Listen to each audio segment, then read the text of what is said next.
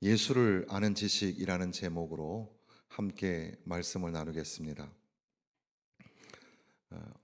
몇 해 전에 읽었던 책 중에 루이스 대 프로이드라는 책이 있었습니다. C.S. 루이스와 지그문트 프로이드에 관련한 그런 책이었는데, 이 책은 아멘드 니콜라이라는 하버드대 교수가 이제 의과대 교수였는데, 이제 의대생들을 대상으로 이제 프로이드의 심리학을 가르치는 겁니다. 저도 연세대학교 신학대학원에서 잠깐 상담을 공부한 적이 있었습니다. 그때 프로이드와 융에 관하여 한 학기, 두 학기를 막 배우는데 머리가 막 지끈지끈 아플 정도로.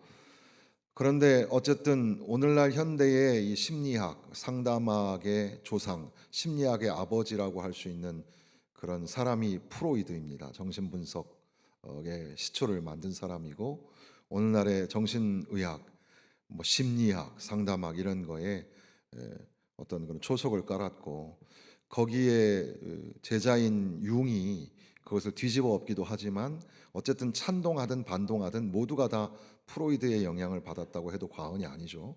그래서 이 프로이드의 그 심리학을 다 배우게 되는데, 그런데 하버드에서 그 인기의 강의를 하는 중에 몇몇 이제 크리스천 학생들이 프로이드는 철저한 무신론자니까, 사실 프로이드는 유대인이었지만 그 하나님이라는 것이 폭력적이고 억압적인 아버지의 상으로 만들어진 그게 하나님이라고 생각을 했습니다.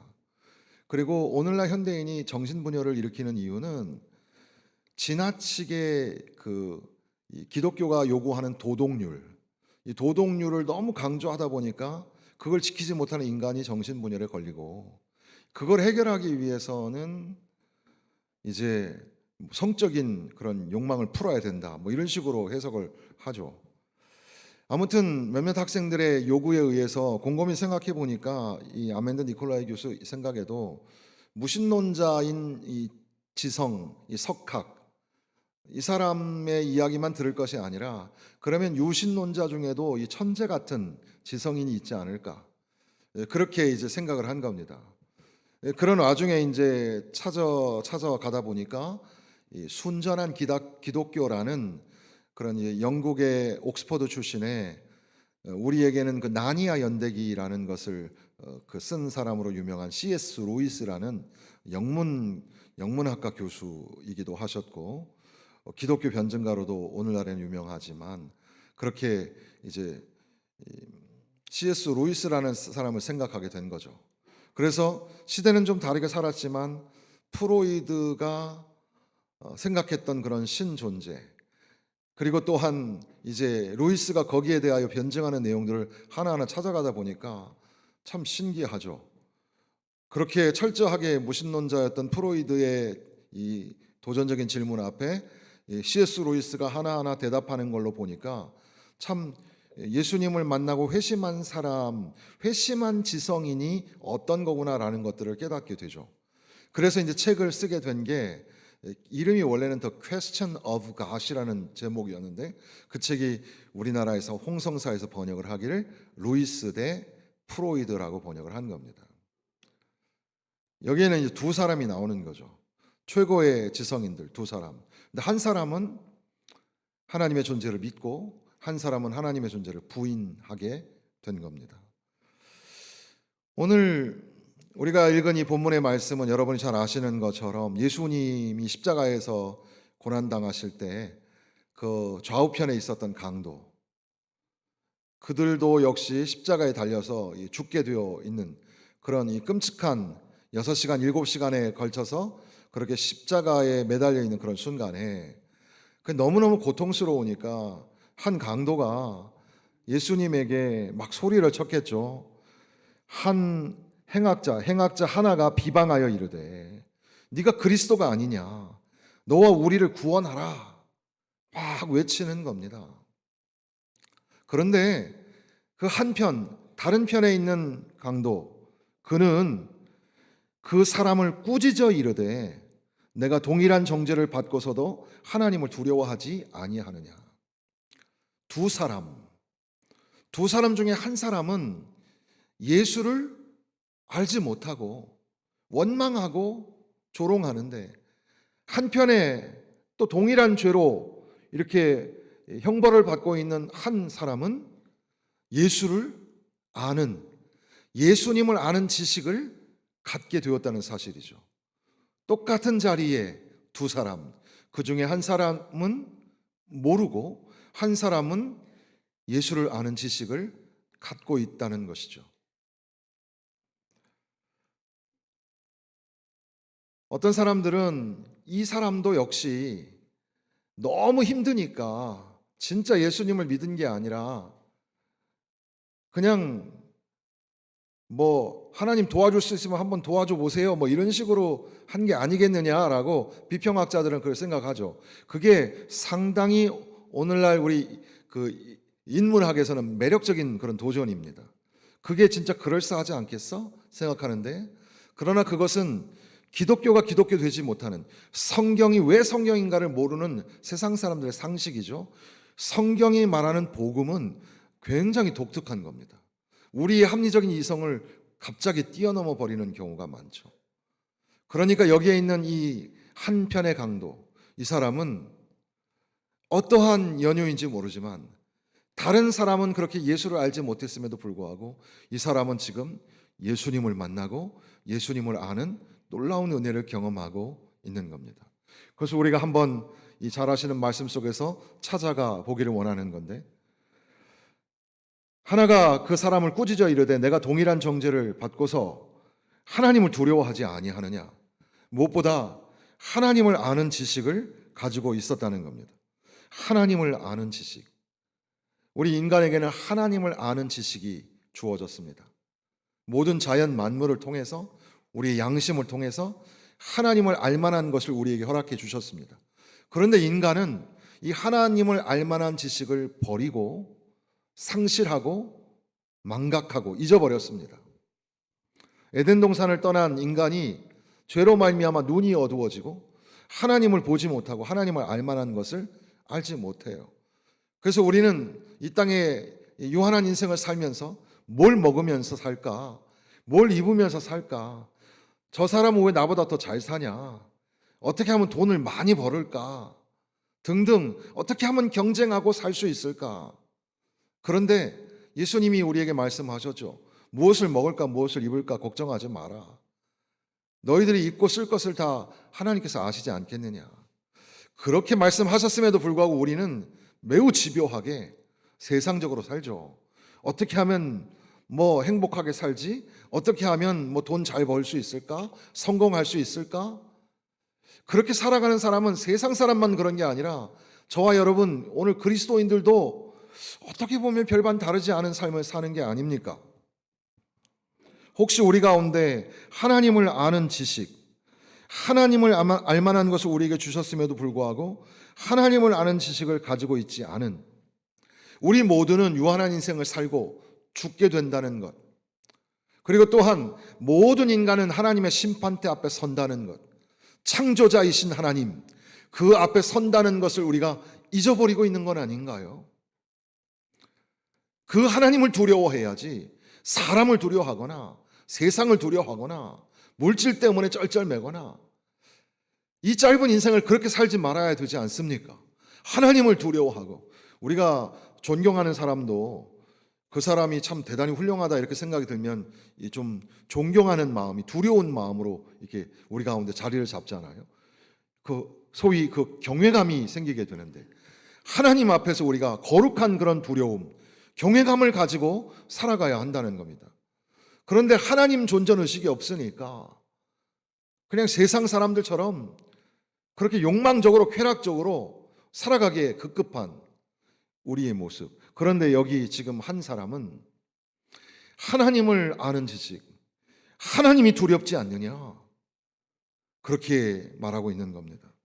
더 나아가서 이 사람은 41절에 보면 우리가 행한 일에 상당히 보응을 받는 것이니 우리가 이렇게 벌을 받는 것은 당연하거니와 라고 말합니다. 그러니까 자기의 죄, 자기가 죄인이라는 사실을 인식하고 있는, 자기 인식을 하고 있다는 사실이죠. 사람이 자기를 100% 이 객관적 자아로 자기를 볼 수가 없어요. 그래서 다른 사람에 대해서는 매우 아주 명철하게 그리고 아주 날카롭게 비판을 하지만 자기 자신에 관해서는 매우 관대하죠. 두리뭉실 지나갈 때가 많습니다. 그러니까 이게 다 제 잘못입니다. 제가 정말 지은 죄가 너무 많습니다. 정당한 형벌을 내가 받아야 합니다. 이렇게 말하기보다는 아유, 저 사람 때문에 그런 거지 내가 그러려고 한 게 아니에요. 이 구조가 이래서 그런 거지 내가 원래 그러고 싶었던 게 아니에요. 물질이 죄지 내가 잘못한 게 아니에요. 어떻게든지 간에 나는 빠져나가기를 원하지 내가 죄인이고 내가 도저히 정말 용서받을 수 없는 그런 사람이라는 것을 인정하는 데까지 나가기는 쉽지 않죠. 내가 죄를 지었고 형벌을 받는 것이 마땅하다. 자기 자신을 무너뜨리고 자기 자신을 철저하게 깨어뜨리는 그 자기 인식이 필요한데 그게 참 되지 않는다는 겁니다.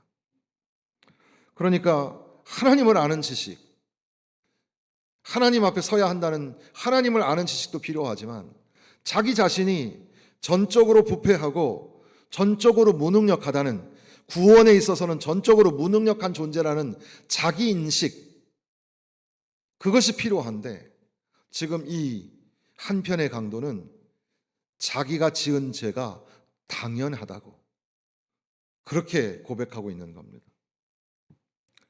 그리고 더 나아가서 이 사람은 이렇게 말하죠.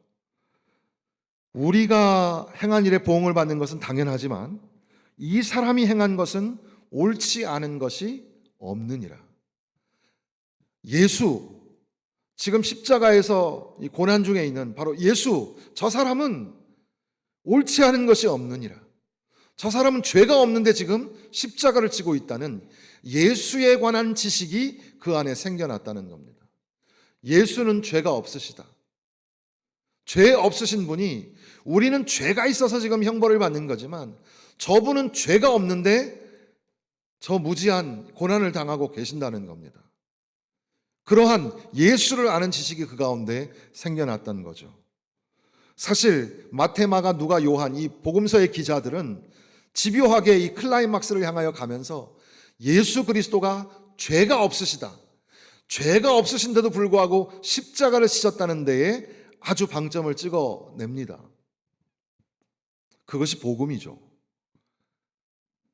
빌라도는 4번에 걸쳐서 예수라는 저 사람이 죄가 없다, 내가 볼 때는 저 예수는 죄가 없는 사람이다 라고 고백합니다.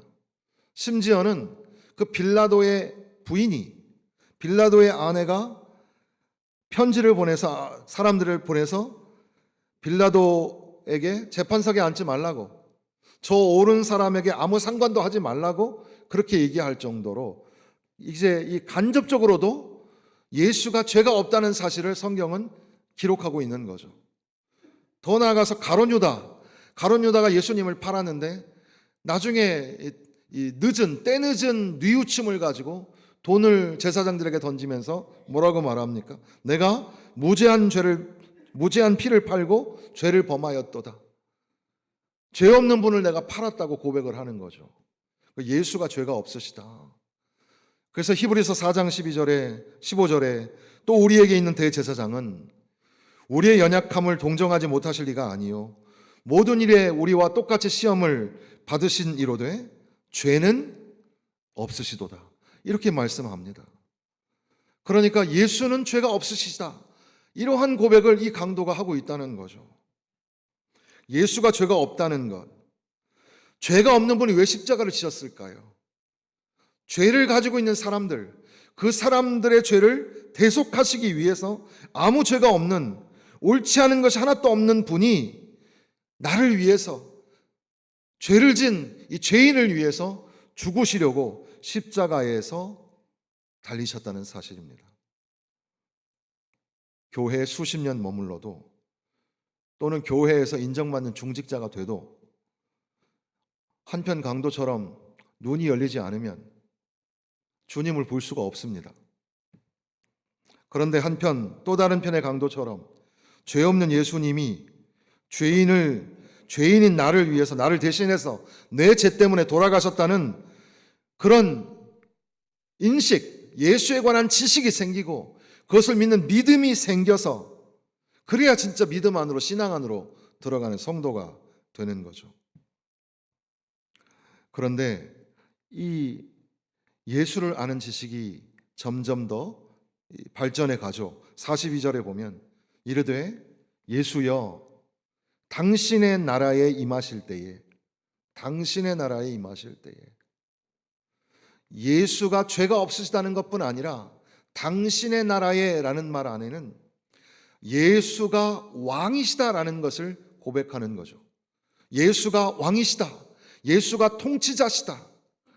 왕이신 나의 하나님, 내가 주를 높이고 영원히 주를, 예수 우리 왕이여 이곳에 오셔서 당신은 영광의 왕, 당신은 예수 그리스도 주, 호산나 다윗의 자손께, 그 호산나 다윗의 자손 예수, 그분이 우리의 왕이라고 그렇게 고백을 하는 겁니다. 나를 위해서 죽으셨고 그분이 내 구주가 되시고 내가 예수님의 공로로 구원받았습니다 라는 신앙 고백을 하는 사람은 이제 나아가 예수는 나의 왕이시며 예수는 나의 주인이시고 나를 통치하시는 분, 나를 인도하시는 분이라는 믿음의 고백을 갖게 되는 겁니다. 그리고 더 나가서 이 강도는 주여 당신의 나라에 임하실 때에 나를 기억하소서, 나를 기억하소서. 당신의 나라가 임하실 때에, 그러니까 이 사람은 하나님의 나라가 오신다는 겁니다. 그때에 나를 기억해 달라는 거죠. 여기 나를 기억해 주소서라는 말은 유대인들에게서 아주 굉장히 익숙한 수거였습니다. 나를 기억하소서. 오늘날 우리에게도 그 라틴어에 모리를 기억하라라는 말이 있어요. 너도 죽을 거라는 사실을 기억하라는 말인데, 사실 제가 이 설교 제목을 지을 때 처음에는 좀 이 6월 달 안에 우리가 전도를 한다면 전도의 중심은 복음인데, 복음이 뭔가, 복음을 한 번도 듣지 못한 사람들에게 전하는 복음을 우리 성도들은 복음을 어떻게 이해해야 할 것인가를 이제 우리가 6월 한 달 동안 쭉 말씀을 살펴본 겁니다. 굉장히 좀 원색적이고 날카로운 말씀들을 드리고 있는 거죠. 그래서 오늘 사실 이 제목이 몇 주 전에 생각했을 때는 기억 상실증이었습니다. 영어로는 암네시아라고 적었다가 거룩한 주일 아침에 오시는 분들에게 가뜩이나 치매 때문에 염려도 되고 하시는데 너무 무거운 제목을 달아드리는 것 같아서 그래서 바꿨어요. 그래서 예수를 아는 지식이라고 바꿨는데, 여기 보면 나를 기억하소서. 기억하는 것이 참 중요합니다. 그런데 하나님 나라가 임할 때 그때 나를 좀 기억해 달라고, 주님 나를 좀 기억해 주세요, 그렇게 고백을 하는 겁니다. 이것은 하나님의 나라가 오신다는 마라나타의 신앙, 아멘 주 예수여 오시옵소서의 신앙이 그에게 있었다는 겁니다. 저와 여러분, 오늘 우리는 이러한 종말 신앙이 점차 사라져가는 것 아닙니까? 주님이 다시 오실 것을 믿으십니까? 여러분이 우리가 유한한 인생을 살고 죽는 것처럼 우리에게 종말이 있고 인류의 종말이 있으며 주님이 다시 오신다는 사실, 그것을 믿으며 살고 계십니까? 우리는 그런데 천년만년 이 땅에서 죽지 않고 살고 죽음의 이야기, 종말의 이야기는 다른 사람의 이야기인 양 그렇게 하면서 살아가고 있는 거 아닐까요? 제대로 살아야 합니다. 교회와 성도가 제대로 살아내야 합니다. 주님이 다시 오시는 것을. 이 땅에서 잘 사는 일에만 관심 갖고 이 땅에서 이렇게 살아라 저렇게 살아라 거기에 그냥 전전긍긍하며 살아가고 있는 거 아닙니까? 우리는 적어도 하나님을 믿는 사람들이고 주님 나라가 오실 것을 믿는 사람들이니까 하나님 나라의 법칙, 장래의 영광과 소망을 담은 삶을 살아가야 되지 않겠습니까? 주님의 재림을 기다리지 못하고 주님의 재림을 확신하지 못하는 오늘 한국 교회, 우리를 돌아보게 되는 겁니다. 한 사람은 예수를 알고 한 사람은 예수를 모르고, 두 강도는 동일한 장소에서 한 분 예수님을 봅니다. 6시간, 아마 6시간, 7시간 정도를 그 십자가에 매달려 있는 동안에 예수님을 보는 겁니다. 그런데 한 사람은 예수님을 모르고 비방하고 거기에 모였던 하나님을 알만한 지식을 가졌어야 하는 제사장들, 바리새인들과 별반 다를 바 없이 머리를 흔들면서 예수를 조롱합니다. 그런데 다른 편에 동일한 장소에서 동일한 고난을 받고 있는 이 사람은 예수를 아는 지식을 가졌습니다. 두 사람 중에 한 사람은, 예수님께서도 이 두 사람이라는 그런 아주 의미심장한 말씀을 하셨죠.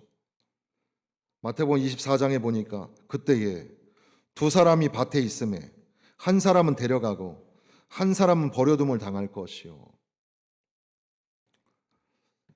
이게 딱 들어맞지 않지만 우리에게도 좀 적용을 해보면 동일한 장소에서 동일한 말씀을 듣는데도 불구하고 어떤 사람은 깨닫고 어떤 사람은 그렇지 못한 경우가 있겠죠. 왜 이런 차이가 생기는가? 무엇이 차이를 만드는가? 광고 카피 같은데 무엇이 차이를 만드는가? 이 본문에 설교를 하셨던 화종보 목사님, 참 존경하는 한국교회 지도자 중에 한 분이죠. 화종보 목사님은 무엇이 이 두 사람의 차이를 만들어냈는가? 그건 바로 은혜였다. 은혜를 가진 사람, 은혜를 받은 사람. 사실 저와 여러분은 살아가는 것 자체가 은혜죠. 은혜로 예수님을 믿게 되었습니다. 은혜로 지금까지 성도의 삶을 살았고 죽는 순간까지도 우리는 은혜로 살 겁니다. 은혜 없이는 살 수가 없죠. 은혜가 부어진 바 되면, 은혜의 눈을 입으면 이 모든 것들이 보여지게 되고 깨달아지고 믿어지게 된다는 겁니다. 은혜가 우리 가운데 필요하다. 그런데 이 은혜는 우리의 상상력을 뛰어넘는다는 겁니다. 그걸 보여주는 게 하나 있어요. 예수여, 당신의 나라에 임하실 때에 이 사람은 당신의 나라가 오신다는 걸 알았지만 그날이 언제인지는 잘 몰라요. 그러니까 막연하게 그때 when that time is coming, 그 시간이 온다면 말이에요. 그러면 나를 기억해 달라고 말합니다. 그런데 예수님은 뭐라고 말씀하십니까? 우리 마지막 43절 말씀 다 같이 한번 읽어보겠습니다. 예수께서 이르시되 내가 진실로 내게 이르노니 오늘 내가 나와 함께 낙원에 있으리라 하시니라. 이 사람은 그때에 라고 말하는데 예수님은 오늘이라고 말씀하시는 거죠. 그러니까 이 은혜는 우리가 생각하는 것을 넘쳐서 그 막연한 시간이 아니라 오늘이라는 구체적인 시간에 내가 너와 함께 하겠다고 말씀하시는 겁니다. 이 놀라운 구속의 은혜, 이 강도는 놀라우신 하나님의 은혜, 구원의 은혜를 만나게 되었던 겁니다. 언젠가가 아니라 당장 오늘이라는 시간에. 예수 믿고 싶지만 준비가 덜 됐습니다. 정리하고 조금 더 생각하고 나중에 하겠습니다. 내가 아직 할 일이 많아서 나중에 예수님 믿겠습니다. 그럴 수가 없어요. 하나님의 은혜는 즉각적이고 하나님의 은혜는 놀라운 겁니다. 예수 믿는 믿음, 여러분 예수님을 믿어야 구원받는 거 믿으시기 바랍니다. 이것은 세상 사람들을 향하여 전하는 전도의 메시지, 복음이지만 저와 여러분에게도 꼭 필요한 말씀이에요. 예수 믿고 구원받아야 합니다. 한번 우리 옆에 있는 분들에게 전도하듯이 한번 해보겠습니다. 예수 믿고 구원받으세요. 난 믿어, 이런 표정 지으시는데 그래도 혹시 모르니까 다시 한번 진지하게 예수 믿고 구원받으세요. 예, 예수 믿고 구원받으세요. 예수 믿어야 구원받습니다. 예수 믿는 믿음, 놀라운 대속의 은혜, 구원의 은혜, 막연한 시간이 아니라 오늘이라는 시간에 베풀어 주시는 하나님의 놀라우신 은혜를 만나야 될 줄로 믿습니다. 앞서 이 프로이드와 루이스의 이야기를 잠깐 했었죠. 최근에 그 연극 중에 라스트 세션이라는 연극 아시나요? 라스트 세션이라는 연극이 있는데, 이 연극은 이 마크 세인트 저메인이라는 미국의 작가가 이제 연극을 쓴 건데, 2인 연극인데 우리나라에도 번안이 돼서 우리나라에서 연극을 하죠. 그 배우로는 신구 선생님 아시나요? 네가 개맛을 알아인가 뭐 있잖아요. 신구 선생님, 신구하고 이상윤이라는 그 배우가 같이 하고, 또 이제 그 누구죠? 우리 아파트에 사는 분이 있는데, 그분이 제가 이름이 갑자기 생각이 안 나는데,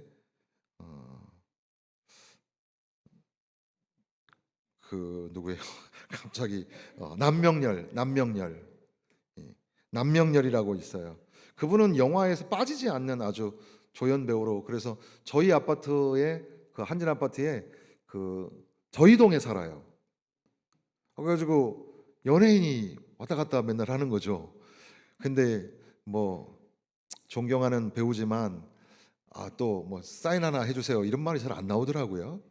근데 어쨌든 그분이 왔다 갔다 하는데, 그분과 이 남명열 배우와 카이라는 사람이 같이 해서 이제 2인 연극을 하는 거죠. 이게 이제 라스트 세션인데, 이 라스트 세션이라는 이 연극을 만들게 된 이유가, 이 작가가 어떤 책을 본 거냐면 앞서 말씀드렸던 루이스와 프로이드라는 책을 본 겁니다. 그리고 나서 이제 상상력을 발휘했어요. 그래서 이 두 명의 주인공이 누구냐면 프로이드와 루이스인데, 사실 프로이드와 루이스는 한 번도 만난 적이 없지만 그 연극에서는 두 사람이 만나는 겁니다. 이 프로이드는 구강암에 걸려서 이제 입을 거의 못 쓸 정도가 돼서 나중에 이 안락사를 자기가 원하고 그렇게 죽었다고 하는데, 철저하게 무신론자였던 이 프로이드에게 어느 날 루이스가 찾아오는 겁니다. 그래서 C.S. 루이스와 이 프로이드가 그 앞서 그 책에 보면, 루이스와 프로이드의 책에 보면 그 사람이 어떻게 살아야 하는가, 또 사람은 어떻게 죽어야 하는가, 행복은 뭐냐, 신은 존재하는가, 뭐 그런 내용들을 쭉 기록한 거거든요. 거기에 이제 이 연극 속에서 집요한 고집쟁이처럼 최고의 지성 두 사람이 서로에게 말꼬리를 잡으면서 논쟁을 하면서, 그들이 이제 정말 이 가장 고매한 그런 화두, 그것을 이제 우리 평범한 사람들이 이해할 수 있도록 평범한 언어로 바꿔서 연극에서 이제 재현을 하는 거죠. 근데 저는 그 연극 내용을 소개하려고 하는 게 아니라, 이 남명열 배우 같은 경우는 현재 65세이신데 신구 선생님은 88세세요. 88세인데 이분이 최근에 병이 좀 도져서 지금 심장 박동기를 끼고 계세요. 최근에 이제 여러분 뉴스 보시면 아시겠지만 심장 박동기를 끼고 있으면서 뭐라고 말씀하시냐면, 이제 내가 자연인으로서는 더 이상 기능을 발휘하지 못할 수도 있다. 심장 박동기 아시죠? 심장이 점점 안 뛰면 그게 자동으로 감지를 해가지고 뛰게끔 자극을 주는 건데요. 이제 이 라스트 세션이라는 연극이 나의 마지막 작품이 될 수도 있다. 그러면서 이제 힘을 내서 연기에 이제 심혈을 기울이고 있다는 내용인데, 저는 문득 이 사람들을 보면서 그런 생각이 들었습니다. 이제 곧 얼마 되지 않아서 곧 이분들도 죽음을 맞이하겠죠. 신고 선생님도 연세가 있으시니까. 오늘 우리 성도들 중에도 곧 얼마 남지 않아서 죽음을 맞이해야 될지 모릅니다. 그런데 다시는 기회가 오지 않을지 모르니까 살아있는 동안에 신에 관하여 진지하게 고민하는 바로 이 시간, 그때에 두 강도 중에 한 사람은 예수를 몰랐지만 한 사람은 예수를 알았던 것처럼 예수를 아는 지식이 그 가운데 생기면 얼마나 좋을까. 죽음이 찾아와서 더 이상은 후회해도 돌이킬 수 없는 시간이 오기 전에 예수님을 알고 예수님을 아는 지식으로 말미암아 예수님을 믿고 예수님을 영접하고 구원받아야 되지 않을까, 그런 생각을 한 겁니다. 사랑하는 성도 여러분, 오늘 밤에 저와 여러분을 불러가신다면 오늘 바로 이 시간이 우리에게는 마지막 시간이 될 것입니다. 예수님을 만나십시오. 예수님을 아는 지식이 여러분 가운데 생겨나기를 주님의 이름으로 축원합니다. 예수님만이 생명이요 소망이요 구원입니다. 예수님을 믿고 구원받고 예수는 나의 왕이요 예수는 나의 통치자가 되신다는 사실을 믿으면서 오늘도 믿음의 길 걸으시기를 주님의 이름으로 축원합니다.